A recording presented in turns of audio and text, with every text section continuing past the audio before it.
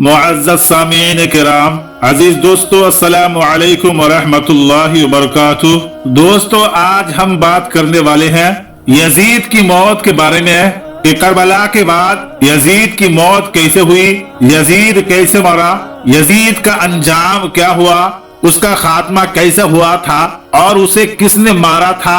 दोस्तों, Islamic calendar के लिहाज से 10 मुहर्रमुल हराम सन 61 हिजरी को करबला के मैदान में अल्लाह के नबी के नवासे हजरत इमाम हुसैन को यजीद के फौज ने शहीद कर दिया।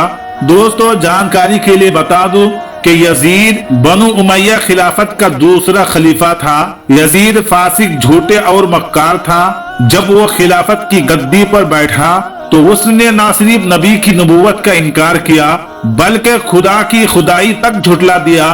वो ये सोचता था कि नबी के नवासे हजरत इमाम हुसैन को शहीद करने के बाद वो मजहब इस्लाम को हमेशा हमेशा के लिए मिटा देगा और इमाम हुसैन को शहीद करने के बाद उसके सामने कोई सर उठाने की जरूरत नहीं करेगा और दुनिया उसके खौफ से कांप उठेगी।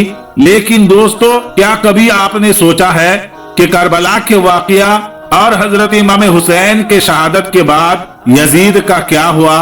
कैसे करबला के वाकया के सिर्फ 3 साल और 7 महीने के बाद यजीद न सिर्फ हमेशा के लिए मिट गया बल्कि उसकी हुकूमत का भी खात्मा हो गया। जहां एक तरफ अरब के बहादुर फौज हजरत मुख्तार सख्फी ने कातिलाने इमाम हुसैन में शामिल और उसके गवर्नर उबैदुल्लाह इब्न जियाद शिमर हुरमला और उसकी फौज को भगा भगा कर मारा, तो वही यजीद के मौत का अंजाम भी दर्दनाक हुआ। आज इस वीडियो में हम आपको यजीद के मौत के बारे में बताएंगे, उसका खात्मा कैसे हुआ था और उसे किसने मारा था। तो दोस्तों, तारीख में मिलता है कि जब यजीद ने नवासे रसूल सल्लल्लाहु ताला अलैहि वसल्लम को कत्ल करवा दिया और ये सोचने लगा कि इस जुर्म से अरब के सारे लोग उसकी बैत कर लेंगे, उसके सामने झुक जाएंगे और कोई भी इमाम हुसैन की शहादत के बाद उसके खिलाफ सर नहीं उठाएगा। लेकिन जब रसूलुल्लाह की बेटियां कैद होकर कूफा और शाम के बाजारों से गुजरी तो उनके खुतबे सुनते सुनते लोगों के मुर्दा जमीर जिंदा होने लगे और यूं यजीद के खिलाफ उसके अपने ही दरबार में बगावत शुरू हो गई। हर कोई ये सोचने लगा कि इस्लाम अल्लाह का दीन है, मोहम्मद मुस्तफा सल्लल्लाहु ताला अलैहि वसल्लम अल्लाह के नबी है और नबी का खानदान अल्लाह का महबूब तरीन खानदान है। जिसने नबी के घराने पर जुल्म किया उसे बादशाह कहना सबसे बड़ा गुनाह होगा और इसीलिए मदीना वालों ने यजीद की बैयत को इनकार कर दिया। ये देखकर यजीद ने मदीना पर हमला किया। तारीख में मिलता है कि यजीद ने 3 दिन तक मदीना में लूटपाट मचाई कि उसने मस्जिद नबवी में अपने लश्कर के घोड़े को बांध कर रखा था और असहाबे रसूल के औलादों के साथ बेहुरमती और बदसलूकी करता रहा और इसी वजह से मक्के से भी यजीद के खिलाफ बगावत बढ़ने लगी। उसके बाद यजीद ने खाने काबा पर हमला किया और खाना काबा में आग लगवा दी। तारीख में इस वाकया को वाकयाए हिरा के नाम से आज भी याद किया जाता है। हर कोई यजीद पर लानत करता रहा लेकिन यजीद किसी को भी अपने खिलाफ देखता तो उसका सर कलम करवा देता। लेकिन वो कहते हैं ना कि अल्लाह की अदालत इंसाफ करती है और अल्लाह का अजाब यजीद का इंतजार कर रहा था। कहते हैं कि उसके बाद यजीद एक शदीद लाइलाज बीमारी में मुब्तला हो गया। उसके आंतें जलने लगी थी। दुनिया के बड़े बड़े हकीम परेशान होने लगे थे कि आखिर ये कैसी बदतरीन बीमारी है कि तुम्हारा पेट अंदर से खत्म हो रहा है और तुम्हारी आंतें जल रही है। इस बीमारी में यजीद को इतनी प्यास लगती थी कि वो पानी के लिए तरसता था, लेकिन जब वो पानी पीता था तो वो पानी उसकी पेट की जलन और आवाज को कम करने के बजाय बढ़ा दिया करता था। वो चीखता चिल्लाता और अपने सर को पीटता रहता था और लोग यजीद को देखकर ये कहते थे, ये अजाब हुसैन इब्न अली को प्यासा रखने की बदौलत है। तू वक्त का बादशाह होने के बावजूद भी पानी के एक एक बूंद के लिए तरस रहा है।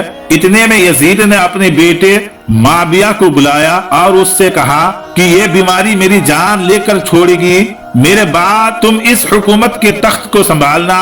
ये सुनकर यजीद के बेटे ने कहा कि इस तख्त पर हुसैन इब्ने अली का खून लगा है कि आप ये चाहते हैं कि जैसे जमाना आप पर लानत करता है उस तरह मुझ पर भी लानत हो।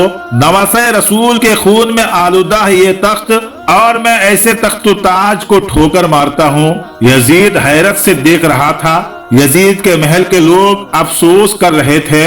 उन दिनों अरब की बदतरीन से बदतरीन नशे को यजीद के सामने पेश किया जाता था ताकि यजीद नशे में रहे और उसको ये दर्द महसूस ना हो, वो प्यास के लिए ना तड़पे। ऐसे ही नशे की हालत में वो अपने सिपाहियों से कहने लगा कि मेरा वो बंदर कहाँ है जो मेरे साथ रहता था। सिपाहियों ने जवाब दिया कि शायद जंगल की तरफ गया होगा। यजीद अपने सिपाहियों के साथ घोड़े पर बैठकर जैसे ही बाहर गया, उसके घोड़े ने नवासे रसूल के कातिल को अपने ही पीठ से गिरा दिया और यजीद का पांव घोड़े की रकाब में फंसकर रह गया। वो घोड़ा दौड़ता रहा और यजीद जमीन पर खिसकता रहा। तभी उसका सर एक पत्थर से टकराया, लेकिन वो घोड़ा नहीं रुका। यहाँ तक कि यजीद के जिस्म टुकड़े टुकड़े हो गए, लेकिन वो घोड़ा भागता रहा। तारीख में मिलता है कि यजीद की फौज ने जब यजीद के लाश को देखा तो वो कहने लगे कि हुसैन इब्ने अली के खून की यही सजा है और उसकी लाश को शाम में दफना दिया गया। आज भी यजीद की कब्र मौजूद है और लोग उस कब्र को देखकर लानत करते हैं। खुदा के शेर हजरत अली ने फरमाया था कि कुफ्र की हुकूमत तो कायम हो सकती है लेकिन जुल्म की हुकूमत नहीं चल सकती। और कुछ इस तरह यजीद निशाने इबरत बनकर रह गया कि जमीन पर जो भी जुर्म करेगा अल्लाह उसका नामो निशान खत्म कर देगा और आने वाली नस्लों के लिए उसको निशाने इबरत बनाकर रखेगा। आज की वीडियो में था बस इतना ही, और ऐसे ही वीडियो को देखने के लिए हमारे चैनल को जरूर सब्सक्राइब करें और वीडियो अच्छी लगी है तो वीडियो को जरूर लाइक करें और सदका जारिया की नीयत से अपने दोस्तों के साथ जरूर शेयर करें। मिलते हैं एक और नई वीडियो के साथ, तब तक के लिए अस्सलाम वालेकुम, अल्लाह हाफिज।